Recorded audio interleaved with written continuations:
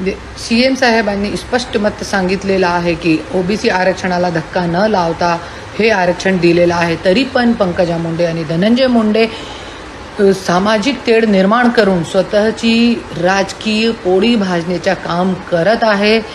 आणि मी बोलते, आज गेले 40-45 वर्ष पासून झेडपी से लेके जिल्हा परिषद, पंचायत समिती, नगरपालिकामध्ये आमदारगी, खासदारगी सगळीकडे तुमची सत्ता होती. तरी पण कोणते झेंडे लावले तुम्ही?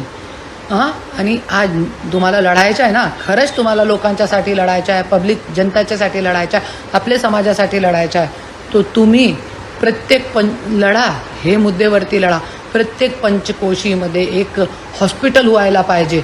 आज दूर दूरपर्यंत लांब लांब एक हॉस्पिटल पण नाही आहे. अरे क्या गावामध्ये मनुष्य नाही असते का? तो आणि चांगले शिक्षणासाठी लढा.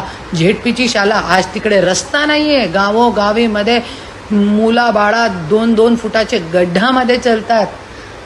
ते रस्ते बनवा तुम्ही. आज पर बीड़ जैसे शहर में नाली नहीं है, रस्ते नहीं है, बिजली नहीं है, पाणी नाही आहे. आणि जिथे जाओ तिथे कूड़ा कचरा, तुंबलेली नालियाँ, बिमारियाँ आणि हॉस्पिटलची अवस्था बघा. एकदा जाऊन लढायचं आहे तो हे सगळे मुद्द्यावरती लढा. जातीपाती करू नका, नाही तो लोकांनी पंकजाताईला त्यांची जगं दाखवलेली आहे. आमदारकीमध्ये पण, खासदारकीमध्ये पण आणि पुढे पण दाखवतील, हे 100% मला खात्री आहे. क्योंकि आज जे जनता आहे, आज जनता जागरूक आहे.